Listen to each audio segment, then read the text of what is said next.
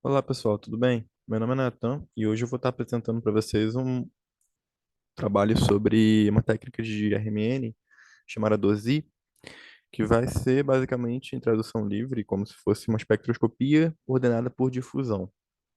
Eu sou orientado pelo professor Ove Cler, aqui do Laboratório de Ressonância Magnética da FRJ. Bom, se a gente for falar de difusão, né, primeiro, como um movimento molecular, a gente tem que ver que também existem outros tipos de movimentos moleculares. Por exemplo, uma rotação livre em torno de uma ligação ali simples, um equilíbrio conformacional que a gente vai ter, uma molécula tendo diversas conformações a depender da temperatura, da energia que ela vai ter. E o equilíbrio de concentração, no caso, como se fosse um equilíbrio um osmótico, né? Você tem uma concentração maior de uma espécie em um lugar da solução, essa concentração ela vai se tornar, ela vai tender ao equilíbrio, né? A convecção, quando a gente tiver aí um gradiente de temperatura na nossa amostra, então você vai ter ali um fluxo, né? E por fim, a difusão, né? A difusão vai ser basicamente a sua molécula andando aleatoriamente pela solução. Ela vai se chocar contra outras moléculas do solvente, principalmente, e vai andando aleatoriamente, sem ter um fluxo padronizado. Ela vai aleatoriamente pela solução. Ela é dependente do tempo, a gente precisa esperar um certo tempo para ver a difusão, e é aleatório, né? A primeira pessoa que chegou a observar esse comportamento das espécies de fusão em solução foi o Robert Brown. Ele era um botânico e ele viu que no microscópio partículas de pólen se movimentavam aleatoriamente, tinha uma vibraçãozinha ali associada a elas. E aí depois o Albert Einstein, trabalhando com difusão, com físico-química, essas coisas de viscosidade, ele foi de explicar que na verdade o que ele estava vendo eram as partículas de pólen se chocando contra as moléculas de água e andando aleatoriamente ali pela solução. Bom, agora se a gente for quantificar isso um pouquinho, a gente pode pensar o seguinte: numa amostra, o movimento médio em três dimensões tem que ser zero, porque ela está parada num tubo, num becker, sabe, num balão. Mas em duas dimensões não. Ou seja, em duas dimensões, as nossas moléculas elas se mexem para cima ou para baixo, para o lado ou para o outro, como a gente pode ver aqui nessa animaçãozinha. Então, essa raiz quadrada média do deslocamento em duas dimensões, ela vai obedecer a temperatura e a coeficiente de difusão, como a gente pode ver aí nessa equação da primeira aqui.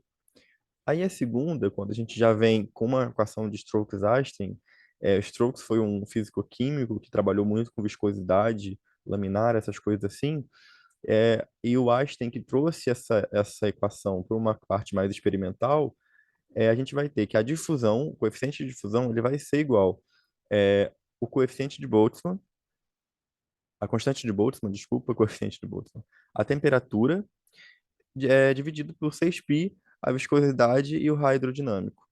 Então, a gente vê que a temperatura, ela é diretamente proporcional à taxa de difusão, né? Isso é trivial da gente pensar. Se a gente dá mais energia para uma molécula, ela vai ter uma possibilidade de ir a um lugar a outro, de passear pela solução com mais facilidade. Por outro lado, a viscosidade, ela já é inversamente proporcional. Até porque se a gente aumenta a viscosidade, a gente aumenta a energia de fricção entre as espécies, a gente vai ter que ela vai precisar de mais energia para ir de um lugar ao outro na sua solução.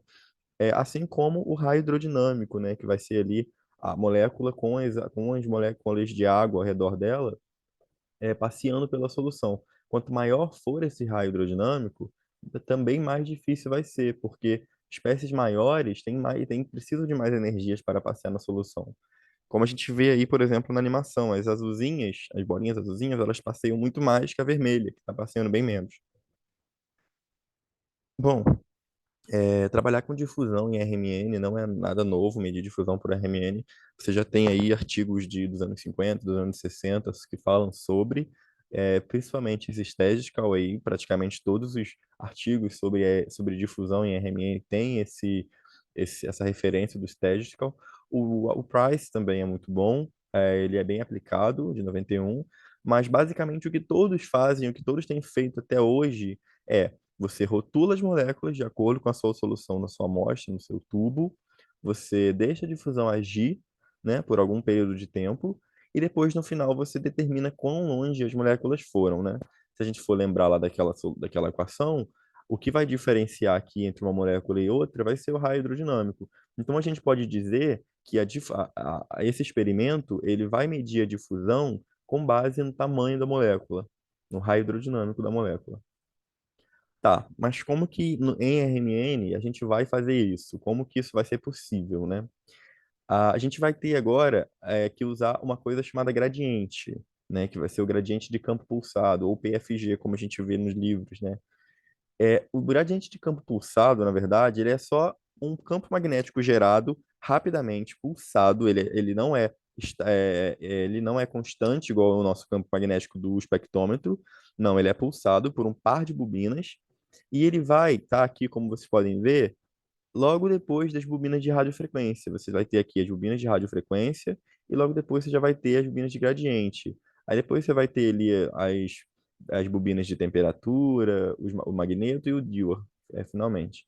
Então a gente pode ver que gerando esse campo magnético que vai ser gerado, ele não é um campo magnético constante, igual a gente vê igual é o campo magnético do espectrômetro em si. Por exemplo, no espectrômetro de 500, o campo magnético que passa ali pelo, pelo, pela nossa amostra é todo constante. É todo igual em todos os lugares da amostra, né? Se o nosso shimmy estiver bonzinho. Mas já aqui agora, quando você liga o gradiente, não. Ele faz com que esse campo magnético seja variável de acordo com a posição no tubo. Ele vai separar em fatias. E ele é posto, no caso desse experimento aqui, no caso para esse experimento, na direção Z, ou seja, na direção do tubo mesmo. Ele separa o tubo em fatias. Então, cada fatia do tubo vai experimentar um campo magnético diferente. Tudo bem? Magneticamente. Então, se a gente for parar para pensar, se a gente faz isso, o que que a gente infere, né? O que que a gente muda?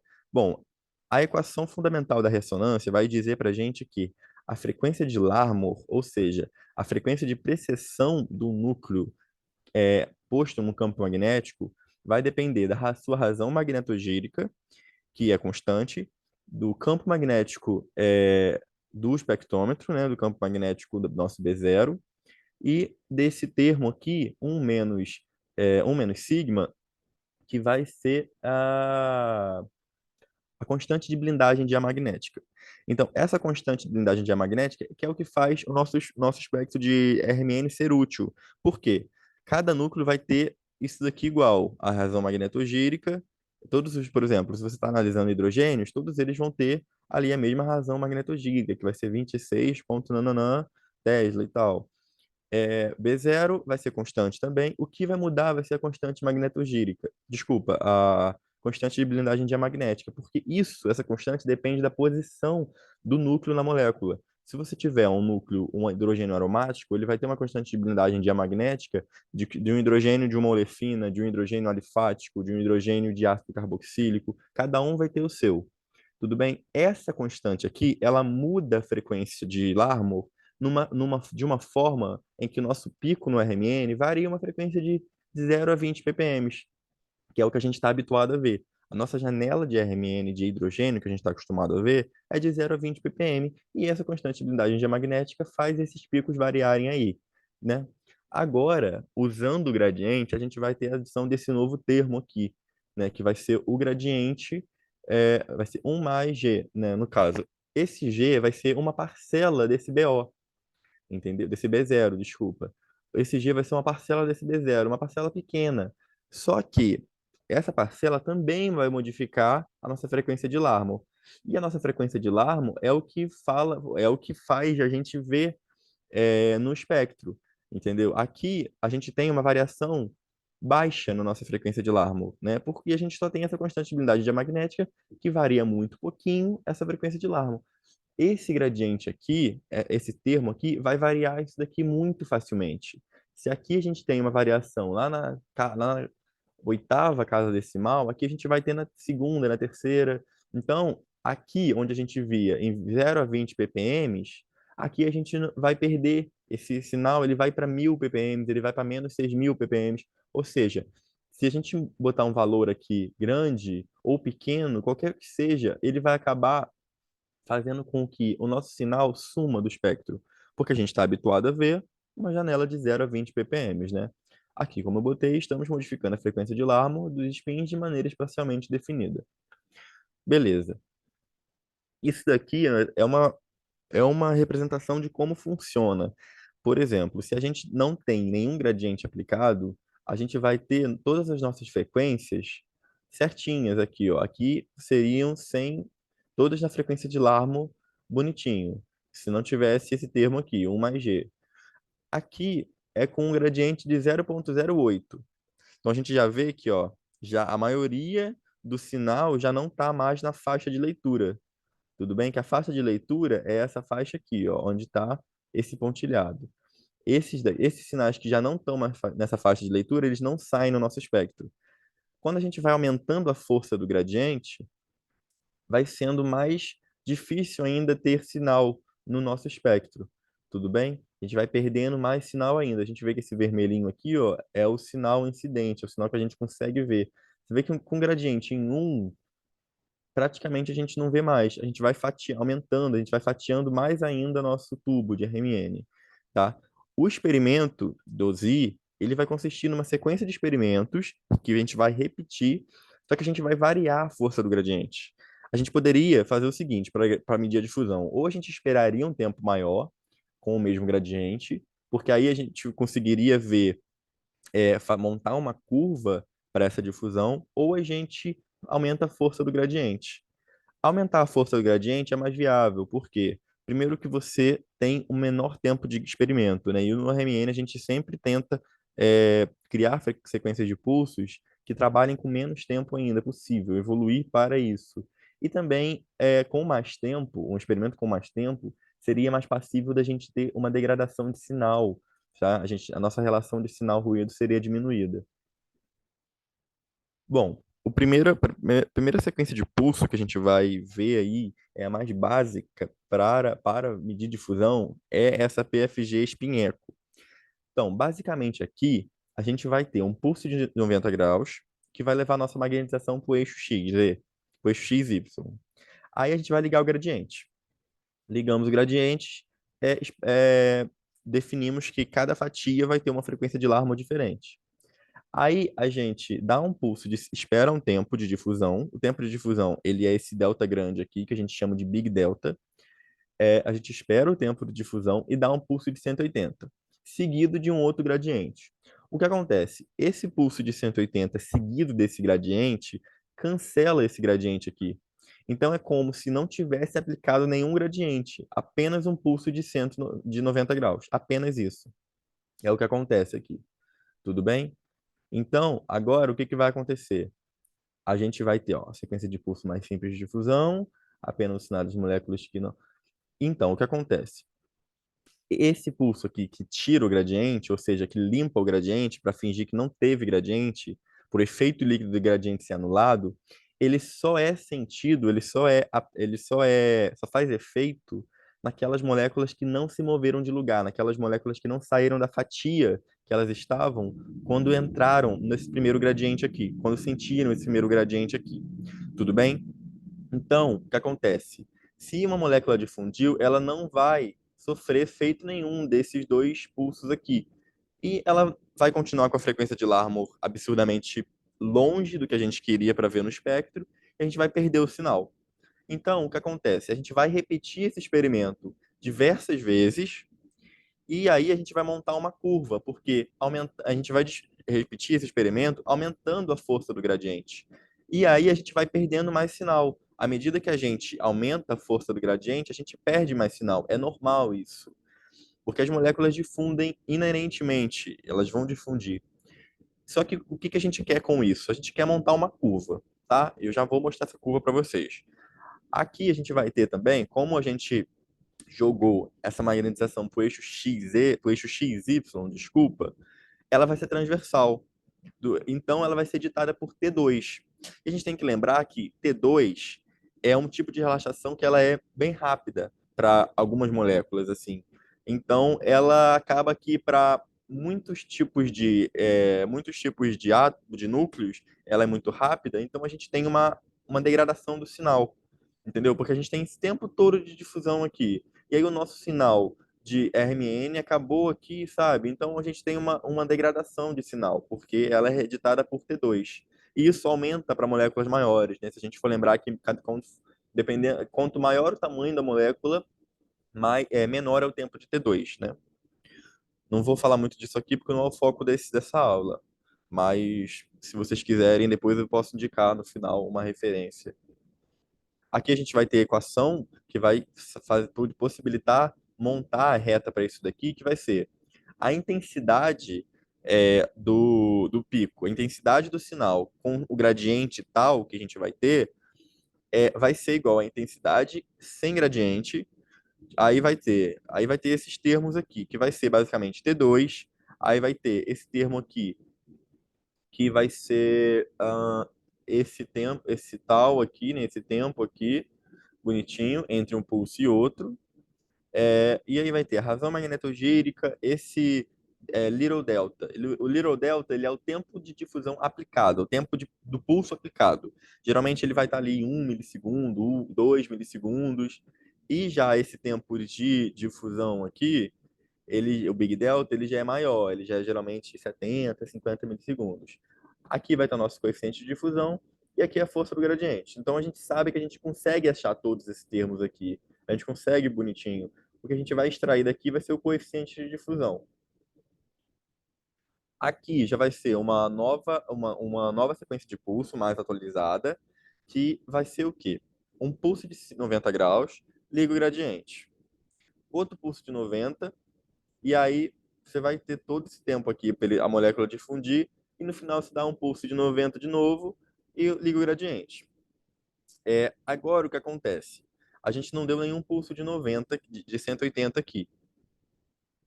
A gente ligou o gradiente, não, desculpa, deu um pulso de 90, ligou o gradiente e deu outro pulso de 90. Ou seja, isso aqui foi basicamente quase um pulso de 180.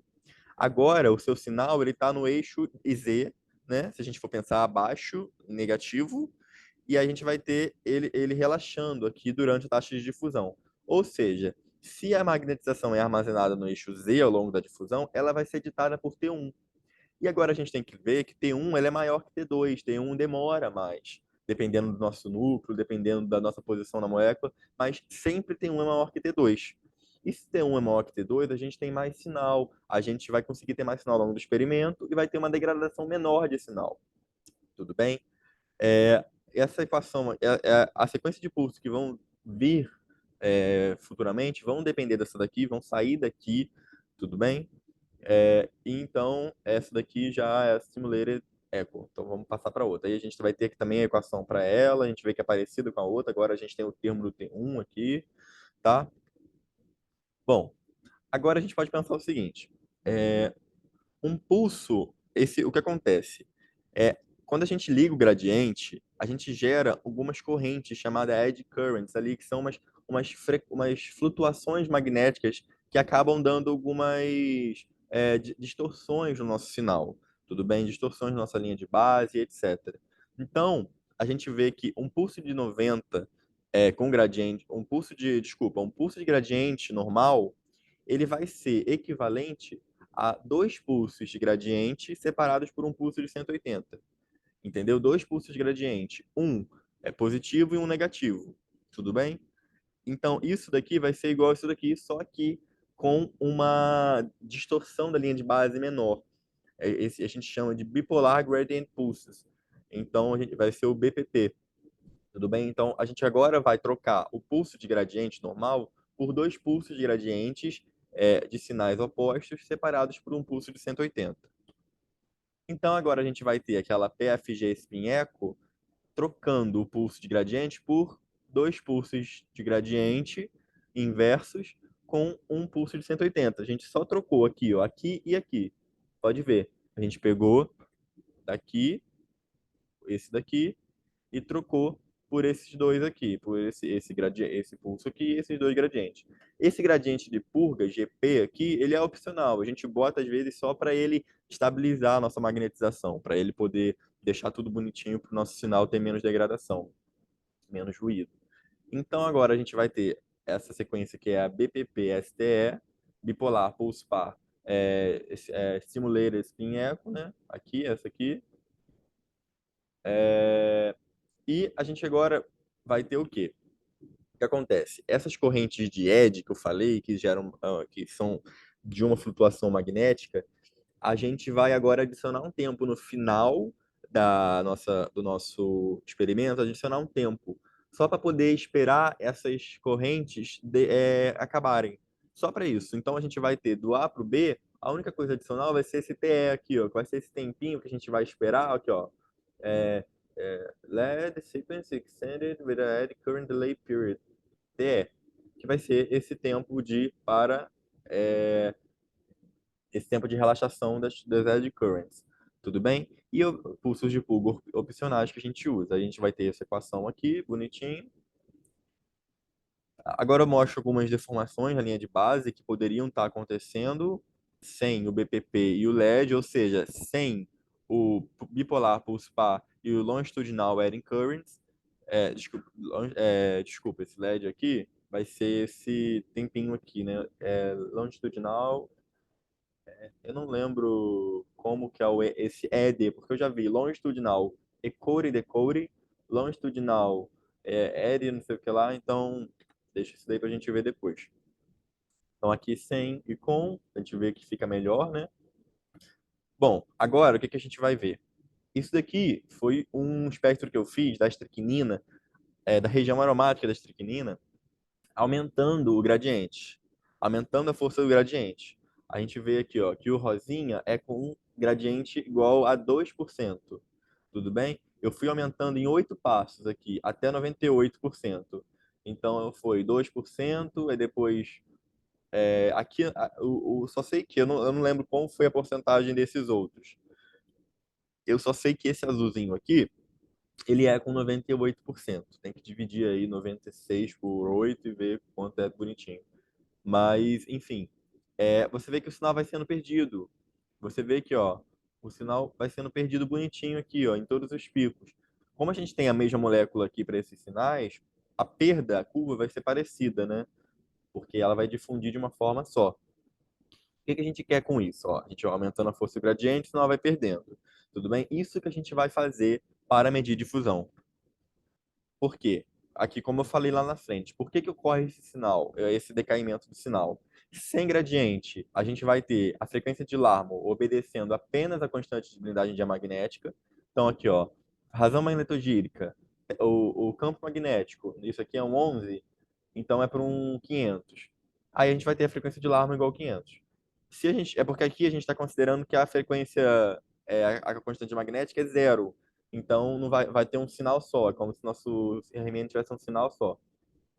Com 2% de gradiente, adicionando agora aqui 2% de gradiente, esse G aqui, ele teria uma influência nesse V que faria com que aqui em ppm a gente teria menos 50-134.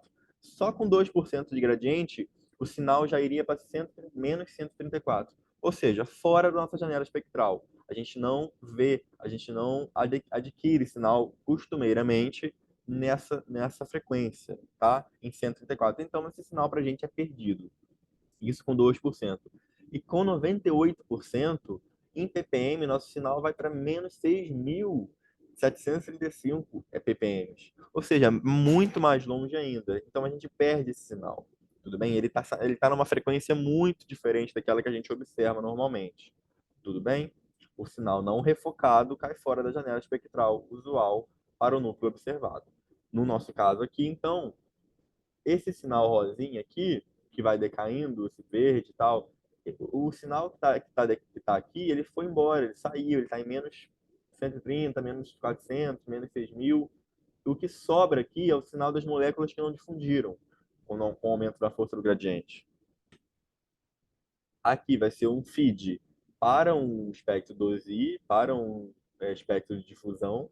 A gente vai ver aqui que com menos gradiente, aqui ó, aumenta a força do gradiente. Com menos gradiente, a gente tem mais sinal. O nosso sinal vai decaindo. Ok, é isso que a gente quer mesmo. Então, o que que vai acontecer? A gente vai aplicar o gradiente, as moléculas vão ali experimentar um campo magnético diferente, dependendo da posição dela. As moléculas, a gente vai esperar um pouco, porque elas vão difundir de acordo com o coeficiente de difusão. Cada molécula diferente vai difundir diferente, porque elas têm um coeficiente de difusão que não é igual. Aí a gente vai medir, a gente vai adquirir o sinal. E aí, com isso, a gente vai ver a quantidade de sinal que a gente obteve, que vai ser basicamente como se a gente estivesse contando quantas moléculas que permaneceram na posição, tá? Qual foi o nosso sinal revocado. E vamos fazer um novo experimento agora, só que com um gradiente mais forte. Tá tudo bem? Para a gente poder montar a nossa curva, que eu vou falar já já. Aqui a gente vê, ó, a perda de sinal para diferentes moléculas. Aqui a gente vê para o etoxetanol, para a água, para a cafeína, que elas têm um comportamento diferente com o aumento da força do gradiente. Tudo bem? Isso é normal, porque elas têm raios hidrodinâmicos diferentes, então elas vão ter coeficientes de difusão diferentes. Com isso, com essa queda aqui do sinal, a gente vai conseguir montar uma curva, onde a gente tem aqui vários pontos, cada um desse aqui é um pico, desculpa, esses pontos aqui, nesse caso, foi para um pico só. Um pico que está em, ó, pico a 3.482 ppm. Aqui, esse aqui é com a intensidade do pico e aqui é a força do gradiente. Você vê que com o aumento da força do gradiente, a intensidade do pico vai diminuindo. E é isso que eu quero, porque eu quero montar uma curva aqui, que a partir dessa curva, com uma regressão linear, nesse caso aqui não foi uma regressão linear, né? Eu vou conseguir extrair o coeficiente de difusão. Tudo bem? Então, assim que a gente vai medir a difusão, ele já até calculou aqui para mim, ó, de coeficiente de difusão 4,5 elevado a menos 10. Tudo bem? Então, agora isso daqui é para um pico.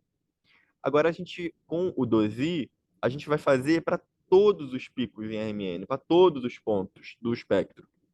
Ó, aqui o Big Delta, isso daqui é importante a gente analisar, que a gente tem que calibrar o tempo de difusão, tá? Para nossas espécies. Por exemplo, uma molécula, se você tiver com ela sozinha num tubo, você tem que calibrar esse tempo de difusão, por quê? Se você botar esse tempo de difusão, esse delta aqui, esse Big Delta, né, o D20, que a gente usa no top spin, é muito pequeno, você vai ver muito pouca difusão, você vai adquirir muito pouco sinal. Você não vai conseguir extrair um coeficiente de difusão legal daqui. E se você botar um tempo muito grande, sua molécula vai difundir, você vai continuar adquirindo, ou seja, você vai ter uma degradação do sinal grande aqui. Então você tem que calibrar o tempo de difusão, o delta, o big delta, e mudando ele até você ver um comportamento assim na sua curva. Ah, mas como que eu vejo isso? Você vai lá e olha para o seu feed. Quando o seu feed estiver assim, é porque tá legal. Se o seu feed já tiver com esse comportamento aqui no início, é porque o tempo tá muito pequeno. Não, desculpa, tá muito grande. Se o seu feed tiver com esse comportamento aqui no final, então seu D20 está muito pequeno, seu Big Delta está muito pequeno. Tudo bem? Bom, agora vamos lá começar a ver para que serve isso. Para que a gente vai usar o 12i? Bom, aqui a gente vai ter três espectros de três aminoácidos diferentes, da fenilalanina, da valina e da alanina. A gente vê aqui a fenilalanina com alguns prótons aromáticos aqui, no 7, a valina aqui no 4, a valina com esses três picos e a alanina com esses dois aqui. Agora, imagina se a gente tem uma mistura desses três aminoácidos, uma mistura equimolar dos três aminoácidos em uma solução. E aí a gente tem um espectro de RMN deles. Como é que a gente não soubesse quais picos eram de quais, por exemplo, entendeu?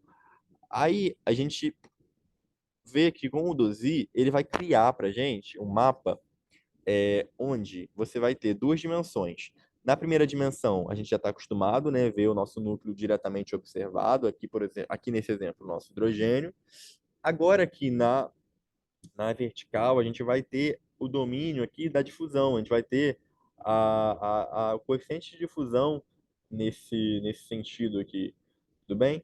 Então, por isso que a gente chama de um espectro pseudo 2D, porque a gente está acostumado em um espectro 2D, a gente vê um núcleo observado indiretamente aqui, por exemplo, um carbono no HSQC, tudo bem? Ou um Noesi, ou um HMBC. Mas nesse caso não. Agora, nesse caso, nessa dimensão aqui, vai ser o coeficiente de difusão. E aí, para cada molécula, vai ter seu coeficiente de difusão, você vai ver horizontalmente os sinais aqui, embaixo dos seus picos, certinhos, embaixo dos seus picos correspondentes. Então, a alanina, que está aqui, ó, que tem um pico em 3,6 e 1,2, mais ou menos, a gente vê aqui, ó, para a fenilalanina, que tem dois picos em torno de 3, um perto de 4 e os aromáticos, a gente tem aqui, ó, dois perto de 3, um perto de 4 os aromáticos. E para a valina? Para a valina a gente espera ver as manchinhas do sinal em 3,5, em 2 e alguma coisa e um. Então a gente vê aqui, ó, um, 2 alguma coisa e 3,5. Então a gente consegue fazer meio que um cromatograma, né? Parecido com um cromatograma, que a gente consegue fazer com esse experimento de difusão. Tudo bem? Bom, algumas aplicações agora do ZI que eu vou falar é, bom, separação de misturas, a mais trivial, como a gente acabou de ver, né? É a mais fácil da gente, mais simples da gente fazer, da gente entender, que você vai ter basicamente os seus sinais embaixo dos picos correspondentes, tudo bem? A gente vê aqui que nessa área onde o sinal tá um pouco sobreposto, você tem um sinal um pouco mais complicado aqui. Porque o que acontece? O DOSI, como ele é um processo matemático, basicamente, também, se você tem picos que são muito sobrepostos, ele tem uma dificuldade de calcular o coeficiente. Aí você acaba tendo alguns picos que ficam meio tortos, assim. Tudo bem? Então, se o seu pico tiver mais de 50% sobreposto, provavelmente você vai ter uma dificuldade aí de observar a difusão. Tudo bem? A gente vê aqui, ó, água, glucose, ATP e uma micela desse sódio decadil aí. Bom, essa daqui foi uma aplicação. Outra aplicação interessante é o que acontece? A ciclodextrina, né, é um ligante forte com esse adamantano aí, com esse ácido carboxílico aí. E aí, como é que a gente vê que eles como é que a gente comprova isso? Se você tem aqui separadamente a ciclodextrina numa solução, só ela, com uma difusão de 2,63, tá? 10 a menos 10 vai aparecer para todo mundo, porque a coeficiente de difusão ele é mostrado numa taxa logarítmica, porque ele varia muito pouco, né? Então a gente vê ele numa escala logarítmica, tudo bem? E aí, o que que a gente vai ter? Vai ser para a ciclodextrina 2,63 e para o adamantano vai ser 5,33. Normal, ok, tudo bem. Então a gente sabe separadamente o coeficiente de difusão deles. Quando a gente bota eles juntos equimolarmente numa solução, a gente vê que a gente passa só a ter uma taxa de difusão para os dois. Vai ser a mesma, entendeu? O que que isso indica para gente? Que eles estão fortemente ligados, tudo bem? Que o adamantano ali e a ciclodextrina estão fortemente ligados. A gente vê que o sinal aqui da ciclodextrina, o coeficiente de difusão está igual aqui do sinal da... Não, desculpa, do adamantano está igual ao sinal da ciclodextrina. Então, agora a gente pode fazer meio que uma titulação até, porque se a gente bota eles apenas ciclodextrina, você vai ter o sinal aqui vermelhinho. Se a gente bota a ciclodextrina um para um, a gente vai ter o sinal em uma coisa só. Se a gente já bota em 2 para um, ou seja, 2 de adamantano para um de ciclodextrina, a gente já tem sobra de adamantano aqui, né? A gente vai ver que tem uma sobra aqui, fica mais. E se a gente bota só adamantano, a gente vai ter aqui o sinal de difusão dele. Tudo bem? Bom, o coeficiente de difusão ele também vai ser útil para determinar o raio hidrodinâmico, né? Porque se a gente tem nessa equação aí o raio hidrodinâmico, ele também vai ser útil para isso. Então, o que que acontece? Tem esse artigo aqui desse rapaz que eles calcularam meio que utilizando o coeficiente de difusão a dimensão das moléculas de uma molécula de uma série de hélices de cobre. Então, o que que vai ter? Você vê que para uma hélice só, você tem uma coeficiente de difusão, para outra hélice, você tem outro. E você vai diminuindo o seu coeficiente de difusão à medida que você vai aumentando a sua o tamanho dessa hélice aí, né? O tamanho dessas fitas de hélices aí. Então a gente pode ver que a mudança em D, ela vai ser proporcional à mudança em N, onde N ali vai ser o número de hélices que você vai ter nesse composto. Então, agora ele esteve aqui.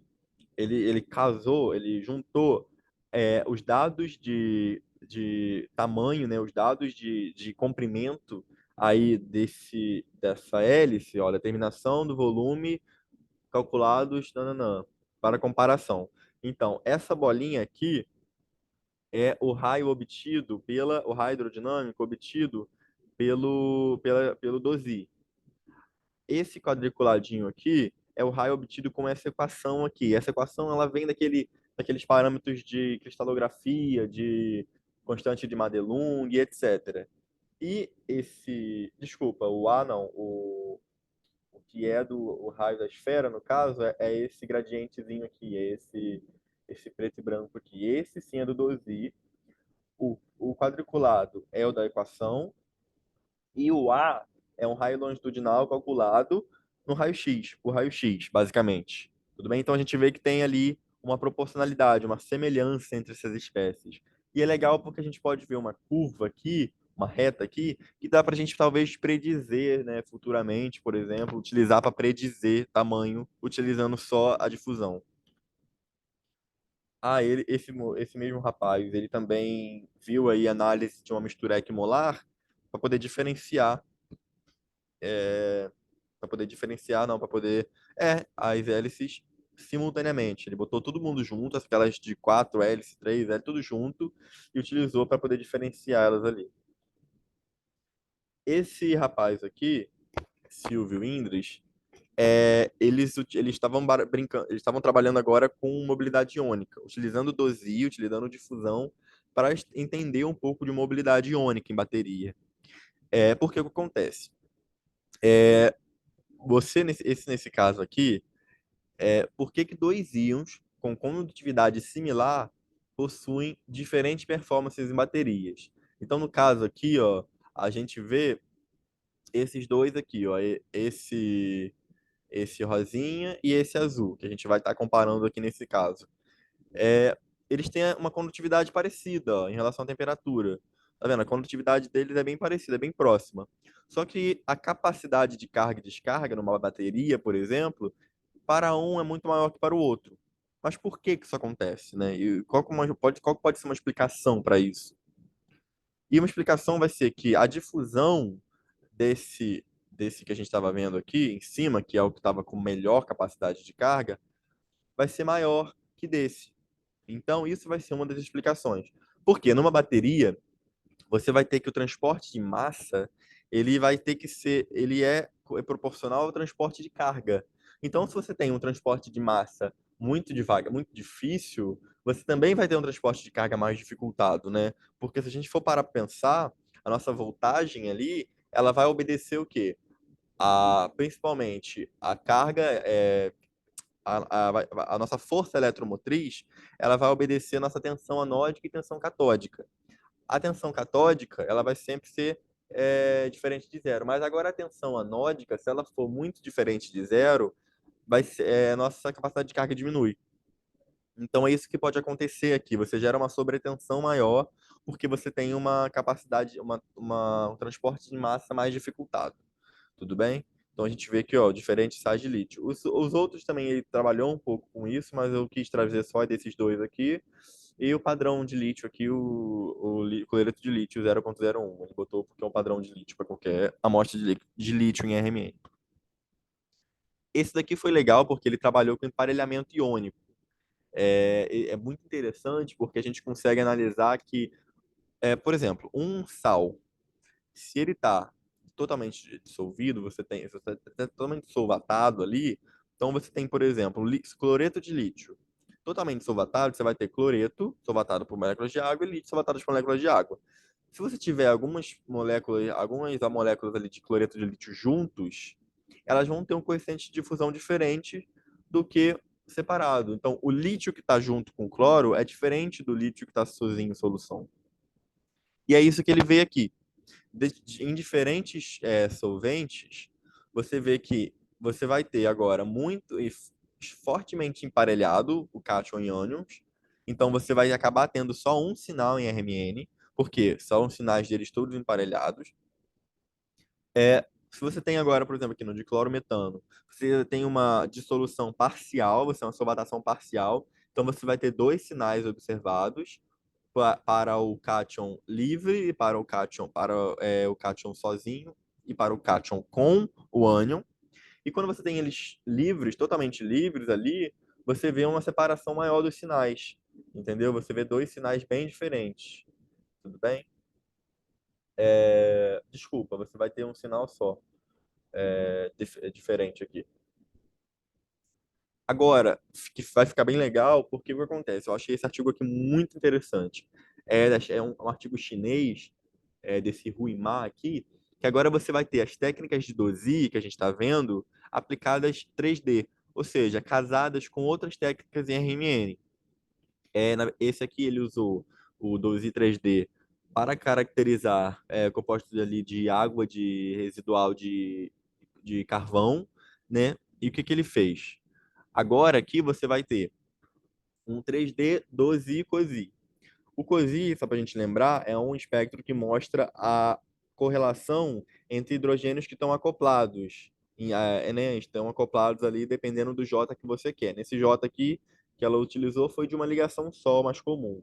Então a gente vai ter nas duas dimensões aqui horizontais espectros de RMN, espectros de hidrogênio, e na dimensão vertical, aqui nesse eixo vertical, a gente vai ter a difusão. Então a gente consegue separar as nossas moléculas com base nas suas interações entre os hidrogênios. Tudo bem? Então a gente vai agora analisar isso aqui por fatias, a gente vai vindo por fatias aqui. Então, ó, para o benzeno, a gente vai ter um sinal só em 7, né? Porque são eles correlacionando com eles mesmos. Para o tolueno, a gente vai ter aqui quatro sinais. Na verdade, seriam esse um vendo esse 2 vendo esse 3 vendo esse 4 e por aí vai.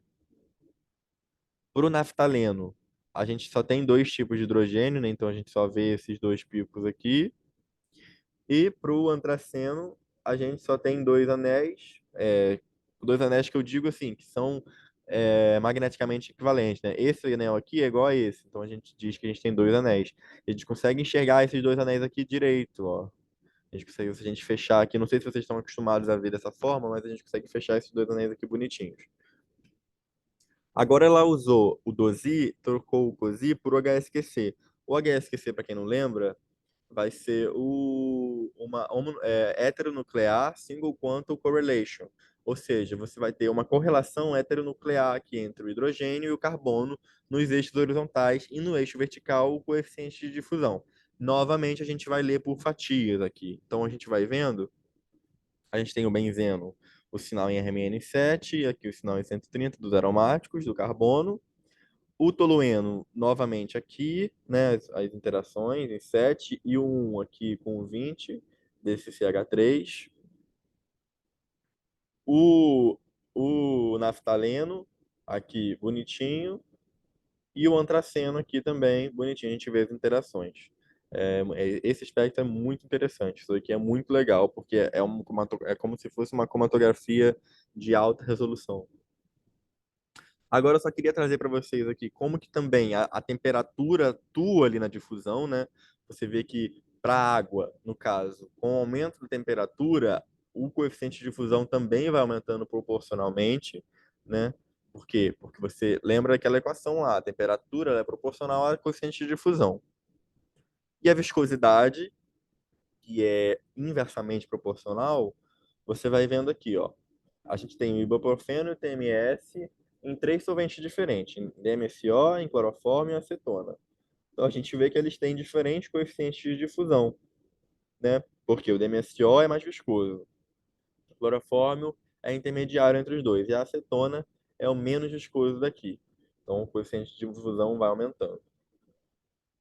Bom, como conclusão disso tudo, a gente pode ver que os experimentos ali de difusão vão resolver diferentes compostos espectroscopicamente em uma mistura baseado no seu coeficiente de difusão, que vai depender do tamanho e da forma da molécula, né?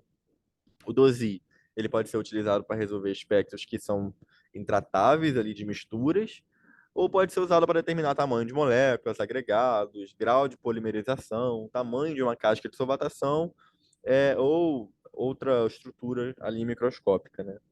como a gente viu ali daquele adamantano que estava entrando naquela pseudoextrina, né? No caso disso, seria o quê? Um composto Ross gas, né? Os espectros produzidos vão se assemelhar a cromatogramas, como a gente viu, ao mesmo tempo que vão dar para a gente também a informação de RMN, né? Que vai ser ali aquele nosso espectro normal que a gente vê. Os experimentos de difusão têm uma gama de aplicações em diversas áreas e facilita o entendimento dos compostos de diversas espécies em solução, como a gente pôde ver, né? Que a gente viu que tem uma gama de aplicação em bateria, em química, em diversos tipos de coisa. Bom, algumas referências bibliográficas que eu usei para montar essa apresentação, principalmente o capítulo 9 do Clarity, porque ele é um capítulo muito didático. O Clarity é um livro muito bom que a gente usa para RMN. O Statistical aqui também é muito importante, esse artigo, ele é muito bom também. Ele é um pouco mais difícil, mas ele é muito bom. Inclusive, ele, no Statistical, ele tem uns desenhos muito legais, muito didáticos que não tem no Clarity. O manual de usuário da Brooker também foi bem útil para a gente poder montar isso daqui. E alguns outros aqui, como o Price e etc. E é isso, pessoal. Obrigado por assistir. Espero que tenha ajudado e até a próxima.